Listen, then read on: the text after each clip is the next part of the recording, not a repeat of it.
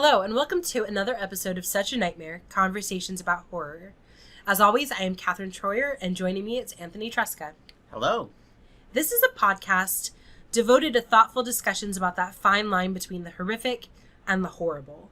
Each episode looks at a specific horror text that is, for better or worse, giving us nightmares. We are so excited and thankful to have you joining us for our episode over 2013, The Conjuring. So conjure up some excitement, sit back, and get ready for fun.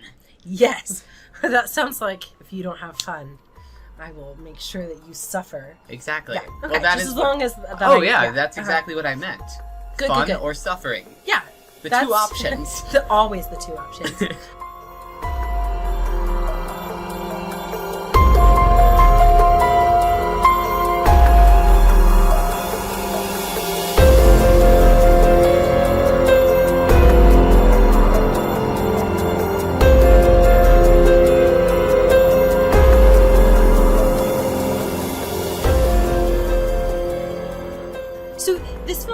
Different in that we often have tried to find films where, we very positively respond to something that has received sort of problematic, critical and popular response, or vice versa, that there's a film that everyone's been like, huzzah! We've been like, really? But this film is really more, we're looking at it more because of our episode on The Exorcist. Yeah, this is a film that has many direct ties to The Exorcist, and thus has many of the same problems as The Exorcist, but also I do think improves upon some things with time. Yes. Yeah. Having it be set in the 70s, but, filmed in an age that is going to get rid of some of the grosser aspects of The Exorcist, I think works nicely. The theory that I want to bring in today, I think, alludes to some of the issues that we have. So you and I were talking before recording. Indeed, as we sometimes do. As we always do. Let's just share that mystery. And you used the best word to describe The Conjuring. I mean, I think this film is a very competent film. It's technically very well made. It has all the right elements. Very competent. James Wan is a very competent filmmaker. Yes. But competent is not exactly the most glowing of endorsements. It's not as insulting as I think it sounds. And in some contexts, it's probably good. Like, you want a competent leader. You'd probably want better than a competent film, though. Really? So it's okay to have a competent leader as long as we have more than competent films? Is that what you're saying? Like, just give the masses cake and it'll be okay? Let them eat it. Okay. Let them eat their cake. So, but I want them to enjoy their films. Yeah. It's okay if you have, competent leadership. So I'd take competent leadership now. I would take that. So, this is the framework for today comes from the Russian theorist Mikhail Bakhtin. Could you say that one more time? I most certainly can, but please note that I'm not getting enough of the sound in there. Could you try it once more with more? Mikhail Bakhtin. Ooh. Yeah, that's how I've chosen to say it with my non-Russian training. And he has a 1965 book called Rabelais and His World. I won't make you repeat that. Yeah, thank you. Because French is just off limits. I'm just so bad at any language that requires you to drop most of the letters. So in this book, he's talking about, a lot of stuff about the carnivalesque and things like that. And one of the things that he talks about that is particularly relevant to The Conjuring is this idea of the grotesque. And what is going to be important for our later discussion is to keep in mind that for Bakhtin, the carnivalesque and the grotesque were neither necessarily bad things. They were just states of being that were filled with ambiguity, and they were also filled with, the sort of full spectrum of life from both birth and renewal to death and decay. And he really saw it as a potential for celebration. The grotesque is something that we satirize, and it's something that, we come back to again and again for positive reasons.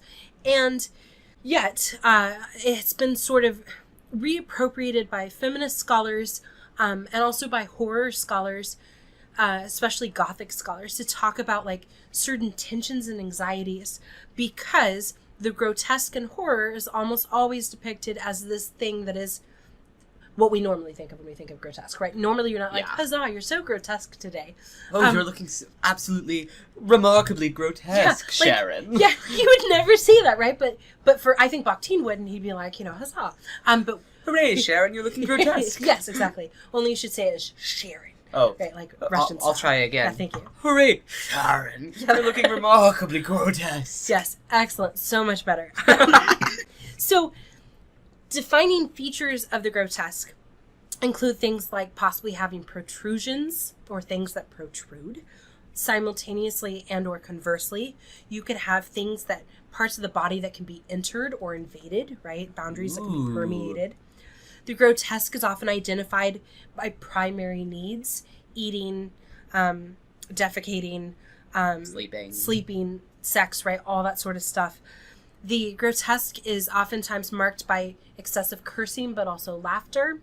And it is this thing on this continuum of both reminding us of sort of birth and renewal, but also death and decay. And so feminist scholars have talked about the fact that when we look at figures, and one of the ones they talk about a lot is actually Miss Piggy, that why is she, so large and corpulent and things like that? And it's because she's kind of this grotesque figure that has been kind of reappropriated, and now, she's sort of like become a sort of symbol of like how you can be, quote, grotesque and still be appealing.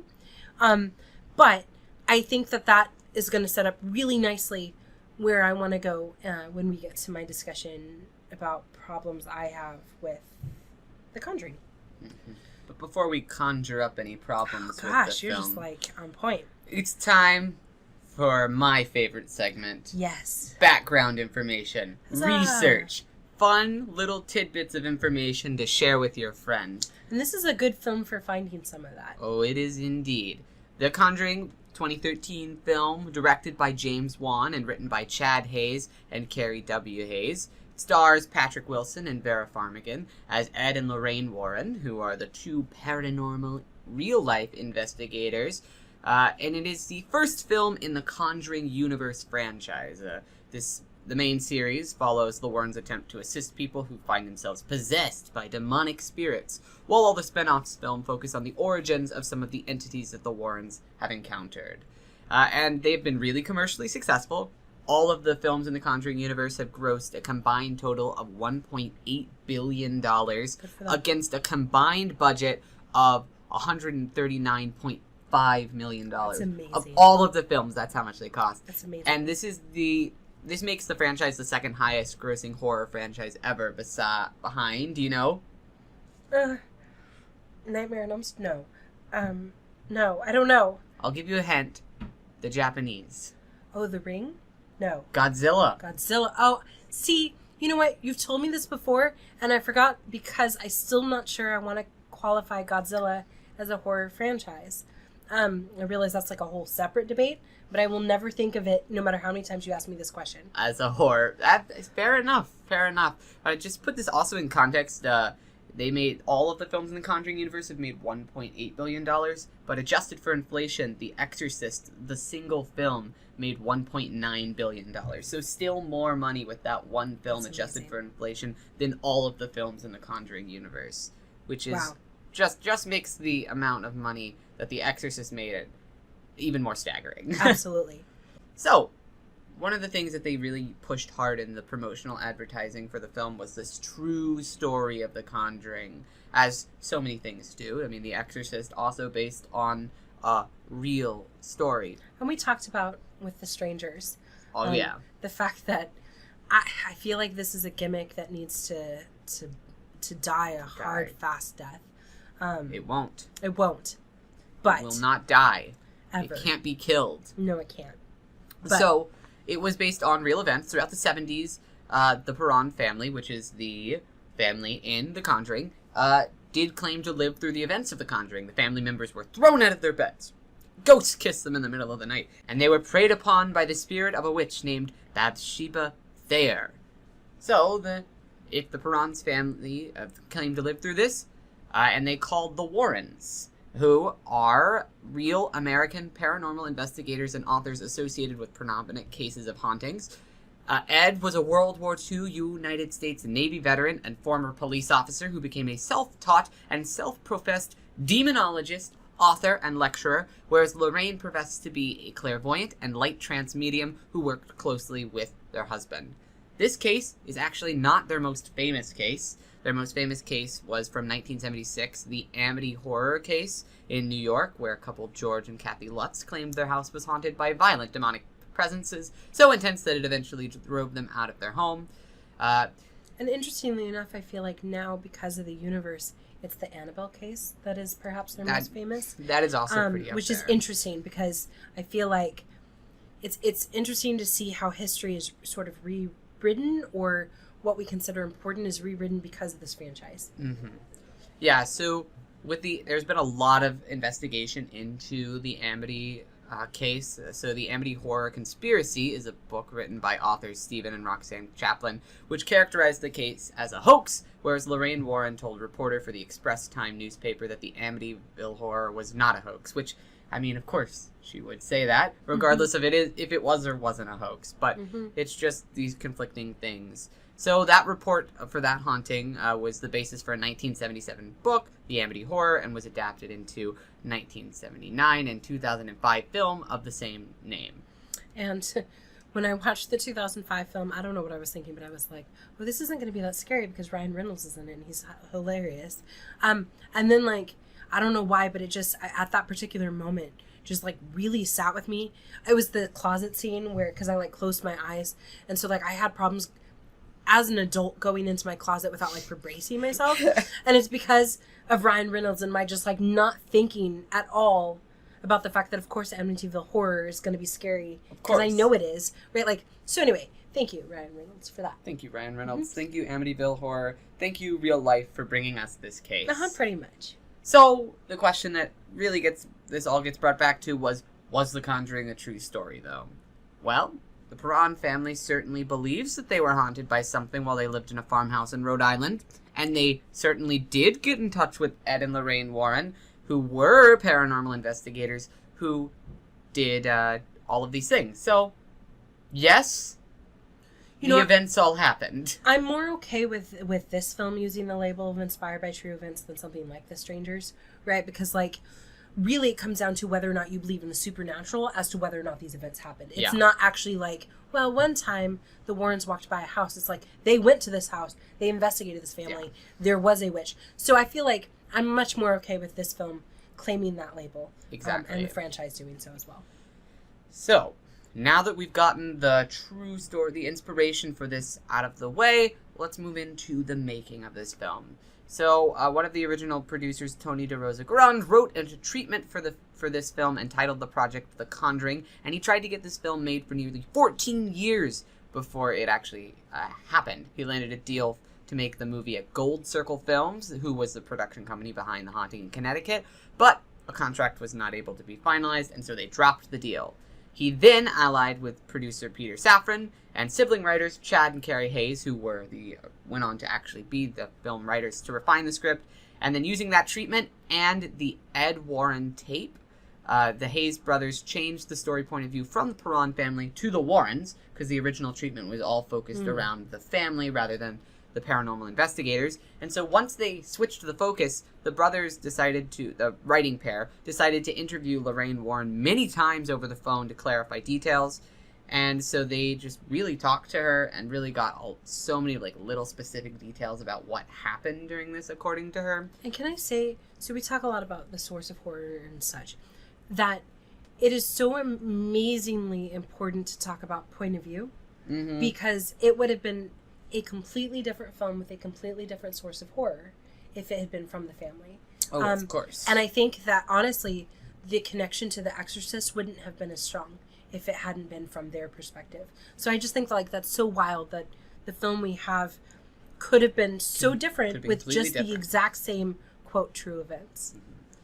So, eventually, after that, the rewrite was happening in 2009, the property became a subject of a 6-studio bidding war, ultimately landed at Summit Entertainment, and then a deal was made between New Line and DeRosa-Grund's Evergreen Media Group to make the film. I mean, talk about a win, right? Like, yeah, pretty big. Yeah, pretty good. It ultimately worked out for everyone. For De Rosa, everyone. yeah. Yeah. So the project was developed under the working title of the Untitled Warren Files Project. That's Then, the film's title was temporarily changed to The Warren Files, based on a suggestion by director James Wan, but was later reverted to The Conjuring, prior to the commencement of the film's marketing campaign. And this is the why right choice, directors are not always writers. Exactly. So, a little bit about the director, James Wan, Malaysian-born Australian film director, screenwriter, and producer. Huge in mainstream horror. He directed Saw and has been a part of that franchise in some capacity for every single film. Did Insidious 1, Insidious 2, and he's had a hand in every film in the Conjuring universe. He has since left the horror genre for a little bit to produce mainstream blockbusters like Furious 7 and Aquaman. So Wan was initially hesitant to take The Conjuring at first, but he explained this reasoning in a 2013 interview with Entertainment Weekly. He was just talking about how Insidious had just came out, and there was this story about the Warrens that came to me, and he was like, that's really cool. But he didn't want to make another ghost story or another supernatural film. One thing I had never explored was the chance to tell a story that was based on real-life characters, real-life people, so those were the things that led me to The Conjuring. Interesting. And that's what ultimately got him attached. Okay. Then the film was released July 19th in North America. The Conjuring was a worldwide success, grossing a total of $319.5 million against a budget of $20 million. It was a critical success as well. Rotten Tomatoes score of 86, a Metacritic score of 68, Cinema score of an A-, with the largest critique being that some critics reacted negatively to the film's similarities with other such horror films like, The Exorcist, for example, and they also said the Poltergeist film. 86 is, like, shockingly high. It's pretty good. Yeah, it's... So I guess this is where I feel that I can, interject with my, like, but really? Like, I feel like the 68 is much more... Reflective of where I feel the film actually is. Because if we kind of go through it, first off, this is visually a beautiful film. Yeah. I think one of the things that Juan does really nicely is that he reminds us that you can pay attention to the artistic aspects of film and still have it be horror. Exactly. The film is very, just visually stunning. He knows where to put the camera, how to frame shots, and just like the production design for the house and all of the locations is really excellent. So I do appreciate all of the attention to detail there and making this not only a film that is a horror film, but is also pretty to look at. Yes. Good work. There's some great decisions in terms of color choices. Mm-hmm. That, again, just, like, somebody had to take the time to say, hey, let's have this more muted green and brown palette, because that makes more sense for what we're doing. And it did, right? And he could have gone with the shocking colors. We do have the red of the, the music box, right? But, like, he knew to not overwhelm us. And it felt very realistic while also being simultaneously very stylized. It's extremely stylized. It's clear that the whole thing is in this, like, color palette and is in this specific feel, this nostalgic 70s feel, but also it's a little grimy and things aren't quite as good as you might remember it being. Yes. So it's just got that, like, these different layers on top of it. That's an intentional choice, and it's one that I think is good for the film. And as you know, as everyone knows at this point, I like me a good jump scare. And I feel like this film has some good ones that are just, like, I don't know why, and it's not just me, it's obviously, like, the horror genre, but, like, I love scenes where they are playing a kid's game that is just, like, creepy, because I feel like, looking back and thinking back, all kids' games are somehow inherently creepy. Yeah, they're weird. And so, like... Children are weird. Childhood games are weird. Nursery rhymes are weird. Like, there's just... It's all so dark. We've sanitized so much of it. But, like, I just enjoyed the game that they're playing, the clapping. The clap game. Mm-hmm. Like, because that is something that, like, is creepy. And the orphanage does it with a version of, like, the red light, green light game, where you face the wall. And during that time... everyone else can be running towards you, but when you turn back around, you have to freeze, and if you move a little bit, you get caught, right? Like, so I think it's a very effective technique, and it's not original, but it was well done in the film. Yeah. Well, and, the acting is mostly good. Yeah, I'm a big fan of Patrick Wilson. I always get him confused with Arquette. No? Yes. Will Arnett? Yes. See there, I can't even remember. I was getting confused with Will Arnett, and then I get really confused by why I'm confused. But Fair enough. Yeah, but I think he does a good job. Some of the children actors have gone on to do other stuff, so obviously they weren't just a sort of one-hit wonder. I think some of the like minor characters in the film really add some great layers. I'm thinking specifically of the police officer who joins the Warrens. That's what I was thinking as well. He's kind of like, he's the perfect example of when having a small character actually can enrich it, as opposed to just muddying the waters. Yeah, I thought that was a good choice as well. Also gives an outsider's perspective, someone who doesn't believe in all of this hoopla, and so when they come in, it gives an interesting perspective that until that character comes in, you didn't realize was missing from the group dynamic. Yes, because we need that skeptic character, right? Mm-hmm. Now, with that said, we realized that we didn't need it until we had it.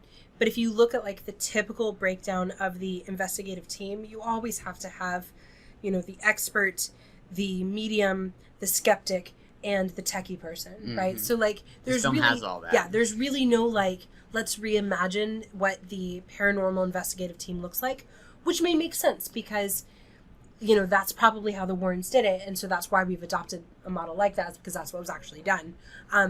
But however, it doesn't make for particularly just like jaw-dropping twists or like very high stakes or correct shocking turns. It's very by the numbers. Competent. The team is competent. The choosing of members of the team is competent. Yeah.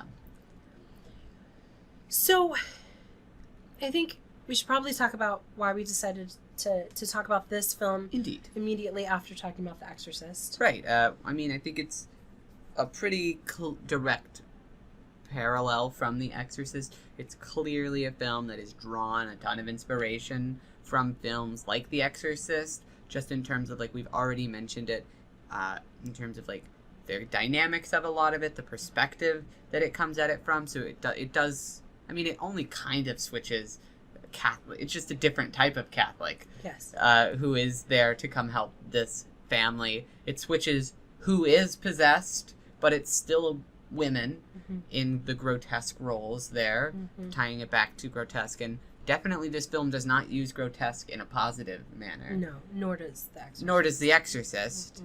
And what I think is important about what you just said is that it's you're saying that it is not just the narrative of The Exorcist and the possession narrative that The Conjuring is clearly making connections to. It's actually the film's decisions of use of sound, of use of certain types of camera angles or perspectives, of use of certain types or spaces within the home, so that you could watch The Conjuring and never have seen The Exorcist, but if you've seen The Exorcist, you can't watch The Conjuring without understanding that it is a film that is clearly the ancestor of The Conjuring.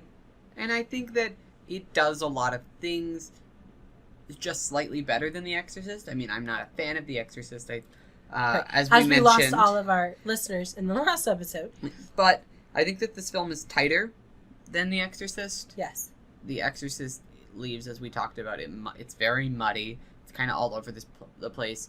But this film has a clear through line. I think that may also just be because modern sensibility demands a quicker pace that just has that more consistent through line because of our shorter attention spans and whatnot, and just how films have changed.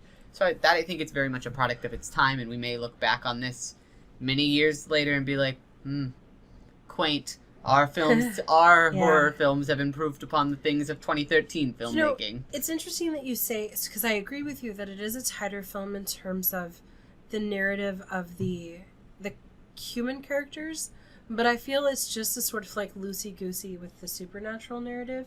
It's not quite, right? Because Exorcist is like, remember when there was a demon that got brought back from Iran? And that's like it. But I felt like there are things that don't quite make sense in the story of Bathsheba and the witch. That like they didn't develop that. That's not a rich component of the story. It's just okay, well, let's make sure to have a witch. Well, we should probably have a missing kid at some point. So there's a lot of I felt like by making something that was super recognizable in terms of the supernatural, they did have a lot of holes and gaps that I think made it a very problematic text. So I would say that I agree with you. It's more streamlined, but it is also still missing something. I think that's one of the things that gets lost in the streamlining of the film. Because everything about it really does. Okay, I think that's one of the problems with the film is that since it is so based on other works and your knowledge of and your understanding that this witch character is a common trope of the horror genre, that it feels like it doesn't have to explain or do any of that work for you. It just expects that the audience will go along with it and be like, ah yes, witch, ah yes, bad woman. Okay, we're fine. Let's move on. Yes. We don't need to do any of that work. Correct. Because of the films and texts that have come before it. Which, you can't entirely blame a film, especially if you only have a couple of hours. But one of the consequences of that is the fact that it cannot entirely stand alone. Mm-hmm. And the moment you try to make it stand alone, it stops being competent. Yeah. I think that's true. I think that's an ultimate big fault with at least the supernatural elements of the film. Although and I think there's other problems with the film in that it does feel very much like a setup for other things. Like, why was Annabelle really included at all? Mm-hmm. I mean, sure, it's a cold open, and you want to have that, I guess, if you want to set up other films. Mm-hmm. But think about what could have happened if that plot line had been taken out and instead used more time to devote to the development of the supernatural in that world. And what has happened is that as each film has been produced in the franchise, and this happens for all franchises, all universes, I should say, is that each film becomes increasingly dependent upon the structure built by the film before it. So if The Conjuring is already built upon the shoulders of these other greats, when we get to the most recent Conjuring film, whatever that might be, it becomes, it's on really precarious grounds in terms of having anything sort of substantial holding it up. And I think I also want to say, again, I'm all for franchises, I'm all for universes. I think they're fun and delightful to play in. But there is something really interesting, I think, that's happening with modern horror audiences who assume that, all horror comes from the same world. I've had people ask me if older films are part of a franchise or part of a universe. And it's because, I think there's this assumption that, if you have something supernatural, it must be all sort of interconnected. And I think that's kind of taking the teeth out of the genre a little bit. And I think you see that pushback from, more independent auteur yes. horror filmmakers. Which Whether that is pushing, a good or a bad thing right. is up to you, depending on your sensibility. Good for me, probably okay. It depends. Right? Yeah. And really, there's no beating around the bush. We're talking about A24. And not exclusively, but we are talking about them as being one of the, I think, real pushbacks against this sort of sanitized version of horror. And I think to another extent, Jordan Peele is also an yes. auteur horror filmmaker, yes. like it or not. He very much in that camp of. That was the end of the thought there. that was it. I think that was it there. Yeah. Okay. Yes. So and I think we're seeing again, this year 2020, we're going to see, I think, several films that are going to be doing that are going to be saying, okay, well, let's kind of push back, let's play with, let's bring the teeth back. Mm-hmm. But I'm not at all saying that The Conjuring is the problem, please, not at all. No. I'm just saying that there's something that happens the moment we build this sort of horror universe, and Insidious did it as well. And that is different from franchises. Right? Because I don't think anyone's I assume that, Freddy and Jason and Michael are all in the same universe. Well. Well, except for the delightful film, Freddy vs. Jason. Of course. You can't ignore that. I That's love that canon. film so much. I don't care what anybody says. I know someone the other day was like, that one doesn't count. And I was like, you don't count. I love that film. I mean, I didn't say that part, but I wanted to. They deserve that. I know. Because it's just, but again, I think there's something really interesting about this idea of building a universe. Mm-hmm. And it's something that Stephen King has done, right? Of course. Something that Lovecraft did. So it's not new. It's just something I think we need to be aware of. So we've praised it, the film, pretty, not effusively, but, consistently. But I agree with you that as much as I enjoy this film and as much as I have no problems like having it on in the background, and I will happily watch it multiple years in a row for a course, it is only, in my opinion, a competent film. Yeah, it's just so. I remember watching this for the first time in a while, and I was like, oh yes, this is better than I remember it. Yes, that's what I thought too. This is good. This is very well made. It's very technically good. However, I didn't remember it very much after I watched it, but I remembered that I liked it better than I had in my memory. Then I rewatched it again before this, and I was like, oh, well, I mean, it is, like, it's not, I didn't sour on it. It's not like I was like, oh no, bad movie. It's just that it was so tepid. Did you change your rating I did between the change second my and third? rating. I did. So you changed it after every viewing then? I did, yeah. Okay.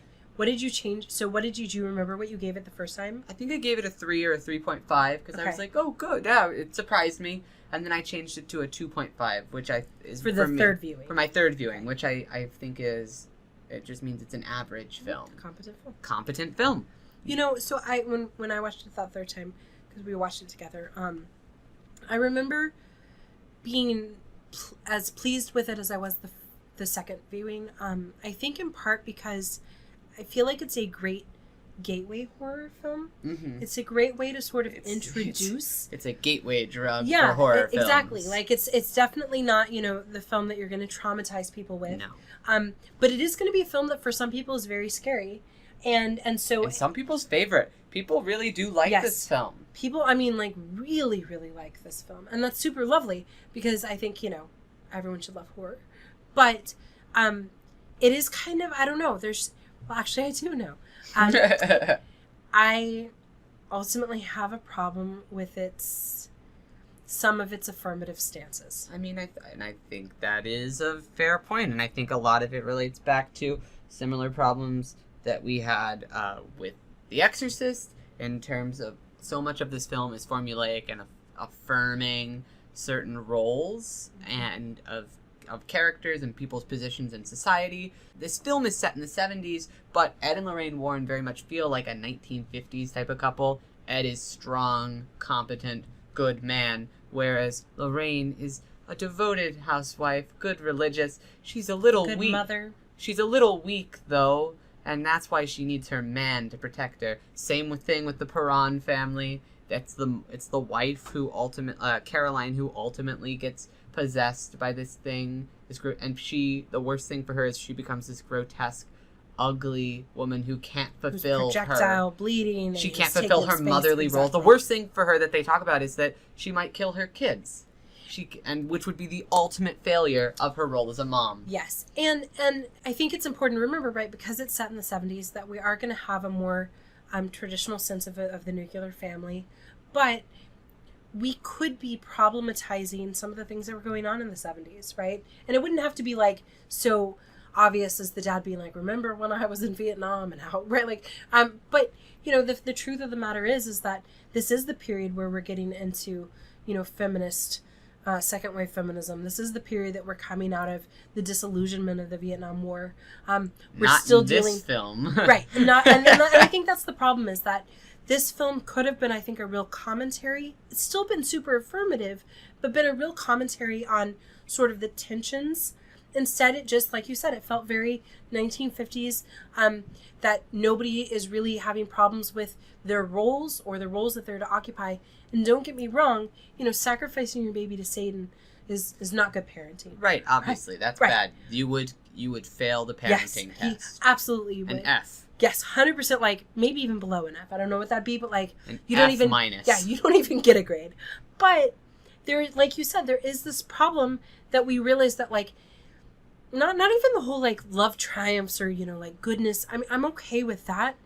Or more okay with that. It's really just the idea that, like, there's this idea that when she is at her wrongest, it's when she is, quote, breaking her biological imperative to be a, quote, good mother.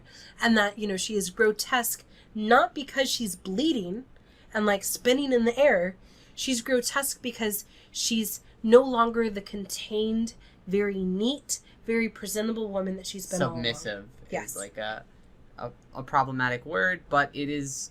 I think that at the end of the film, she ultimately does go back to being that. Yes. Being that good, submissive housewife who can do that. And it's very clear in the film that all the problems that are happening have nothing to do with the system that's in place. Nope.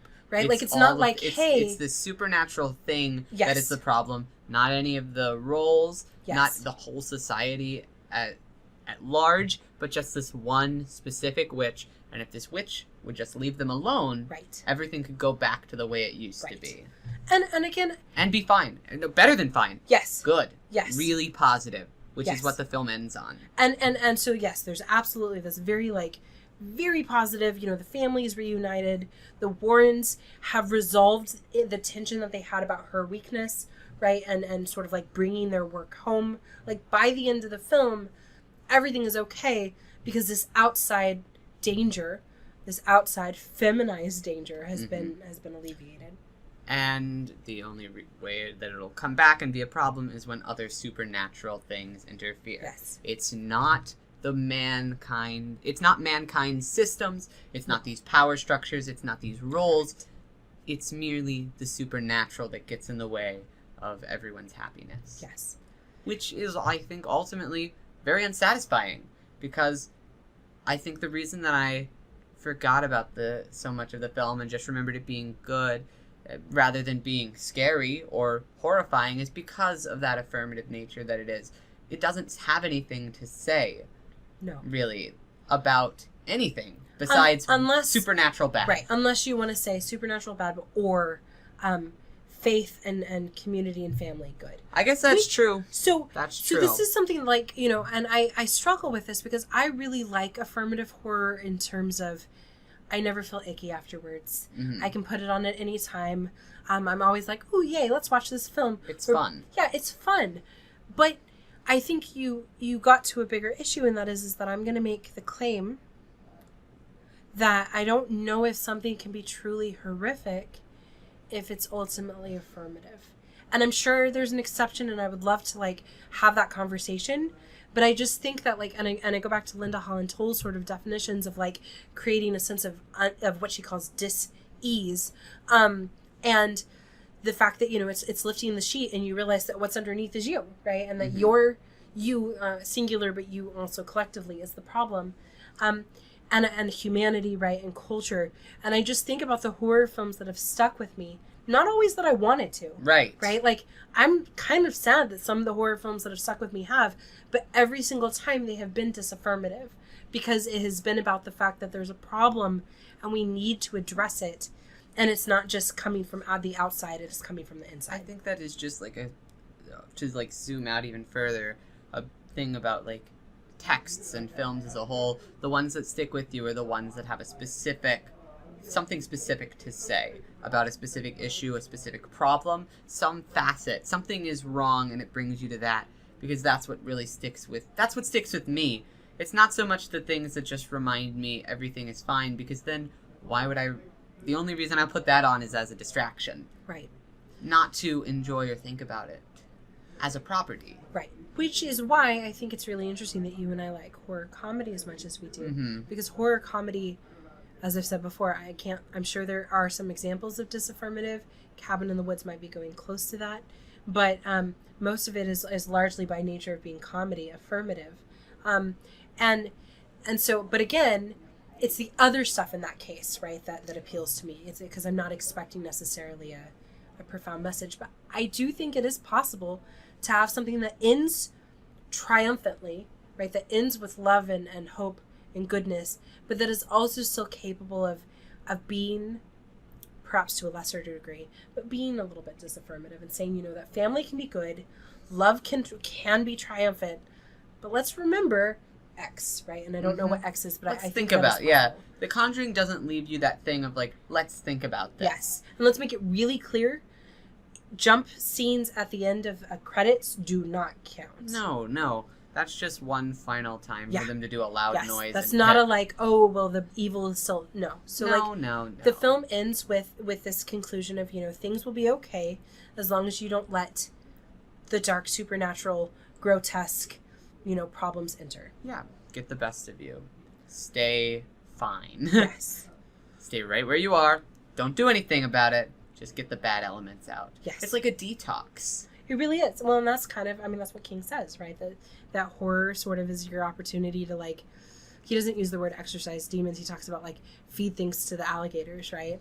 And I think, that really works nicely, but it may not be satisfying or maybe the type of horror we currently need.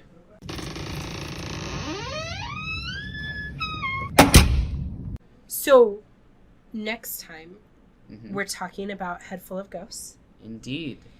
Which is, 2015 thank you, novel. I was going to ask, by Paul Tremblay.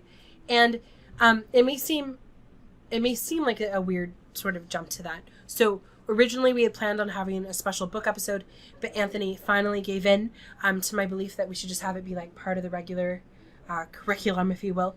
And so we're just going to have it be a normal episode. And I actually think it works really nicely coming off of The Exorcist and The Conjuring, because it is entirely cognizant of the possession narrative. And also just the larger horror genre at whole. Yes. It just very much is aware of the horror texts that came before it, so much that it references them and has so many pop culture references, as we'll get into when we talk about that. But there's just, I think it'll be a nice parallel to draw. And I think that this is a perfect example of something that is ultimately disaffirmative, while also not, like, making me feel icky. Yeah. And I don't know if it's because it's a book versus a film, and so I'm not having to see some of the things. So you need to read the book in the next couple of weeks if you haven't already, because it's a great book, in my opinion, and a goodish, decent book, right? Yeah, it's goodish. And so in the meantime, be sure to follow us on our social media. All links are going to be in the description below.